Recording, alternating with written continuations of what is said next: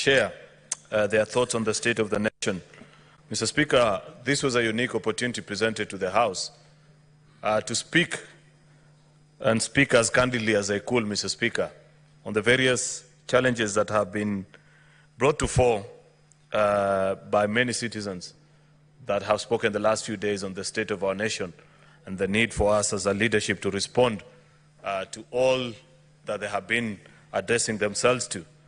Therefore, Mr. Speaker, from the onset, I thank all the close to, I think, 60 senators have so far spoken to this motion and shared their thoughts and ideas on how we can progress forward as a republic, which is extremely important, Mr. Speaker.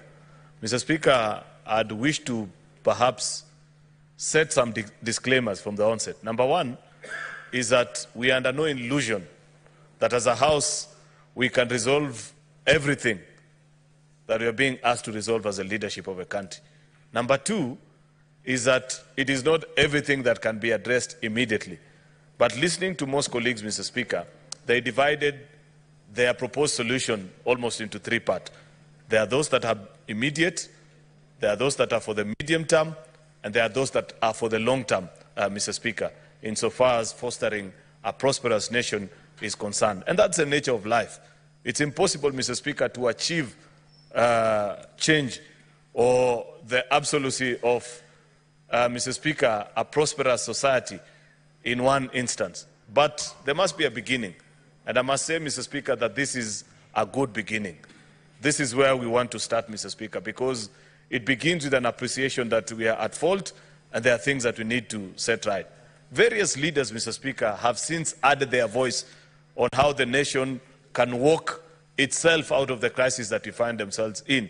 I have, for example, seen, Mr. Speaker, and it would make sense to confess this, that when we sat as a leadership to consult on the bipartisan nature of this motion, the leadership from the minority side asked us to take the preconditions for engagement that had been listed by the leader of the Azimio coalition, Mr. Speaker, in good stride and appreciate that he means well for the nation.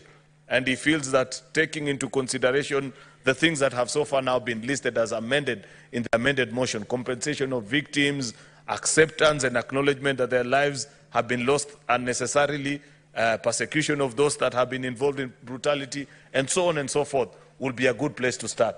And I want to appreciate, Mr. Speaker, that that has made its way finally into the motion.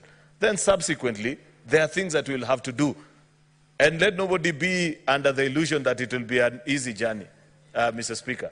If you have been involved in leadership, Mr. Speaker, I think, I'm not certain who spoke these words, but they said if you want to please everybody, don't get involved in leadership. Sell ice cream. That's the only job that you can do on earth and everybody will be happy with you. But so long as you're in leadership, there are certain difficult decisions that sometimes you'll have to make and not everybody will appreciate and celebrate you for. But the job has to be done. That job, Mr. Speaker, has befallen on us as 67 senators in this House, Mr. Speaker. We have a duty, and there's something that we can do, Mr. Speaker, to right the wrongs of the last 60 years in this republic.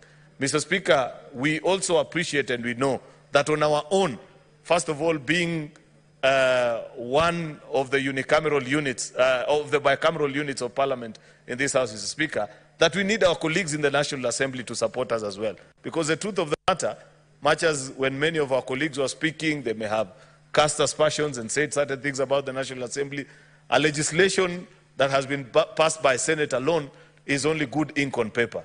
It cannot be law.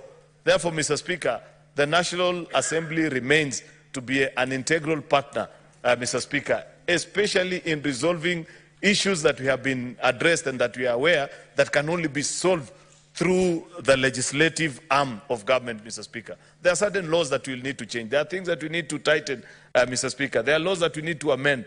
We will have to work with our colleagues from the National Assembly. Therefore, Mr. Speaker, if you follow what we have done, first of all, in the first part of the motion, Mr. Speaker, is the preconditions that I have spoken to. You know about the National Police Service acknowledging and apologizing for the deaths, Mr. Speaker.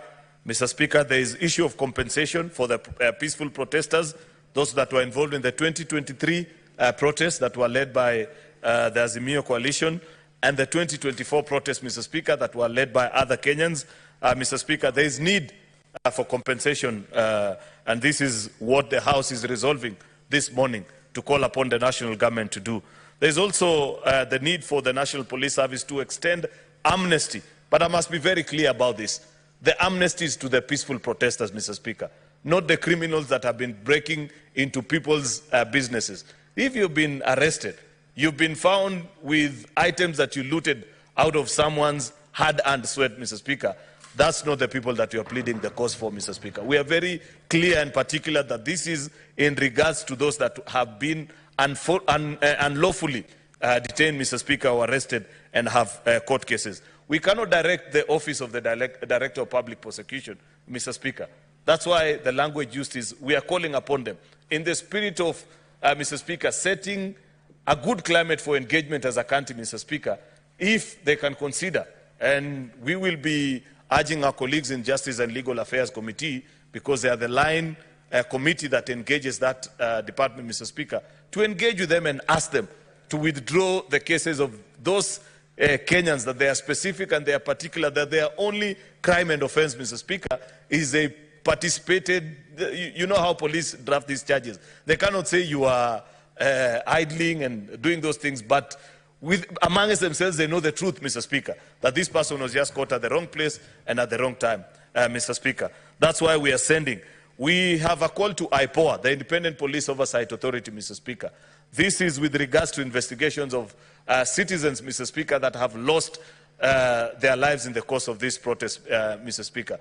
None other than the President has given a public commitment, Mr. Speaker, to urge that there be speedy investigations and conclusions of those cases so that Kenyans can know, Mr. Speaker, so that we are given a blow-by-blow account of Kenyan X, how they lost their life, and this is what happened, why, and so on and so forth, Mr. Speaker, so that the truth can be known with regards to these particular issues, Mr. Speaker. I mean, it's part of the de-escalation efforts, Mr. Speaker, so that citizens can feel that their colleagues who lost their life, this was not in vain, Mr. Speaker. We have further spoken, and this is later in the comments. There are police officers, Mr. Speaker, who have also lost their lives in the course of this protest.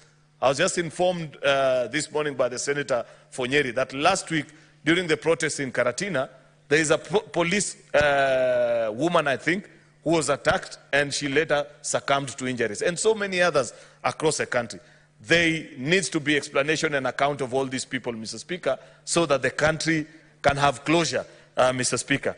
Parliament, and this is extremely important, Mr. Speaker, we are being asked as Parliament to put in place guidelines on actualization of Article 37 of the Constitution with respect to how citizens can enjoy their right to picket without resulting in the loss of life or property. Mr. Speaker, how comes in other jurisdictions, other societies, people are able to picket and enjoy their right to protest, Mr. Speaker, without necessarily resulting in loss of life or property, Mr. Speaker? Is it that we cannot have peaceful protests in this country? None other than the High Court has asked